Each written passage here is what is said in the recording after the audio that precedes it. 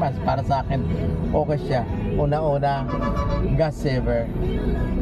Kasi nga, tsaka automatic siya. Yung auto gear shift na siya. Kaya wala ka ng problema. Para ka na rin ano talaga.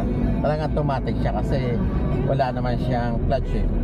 Dalawang pedal lang, gas at tsaka preno lang. Pero talagang okay itong Suzuki Espresso. So, siguro nakikita nyo naman mga itsura, kulay white ito nakuha kong Suzuki Espresso at saka okay naman ang ano niya, takbo niya, maganda ang performance, although napakasimple sa gas.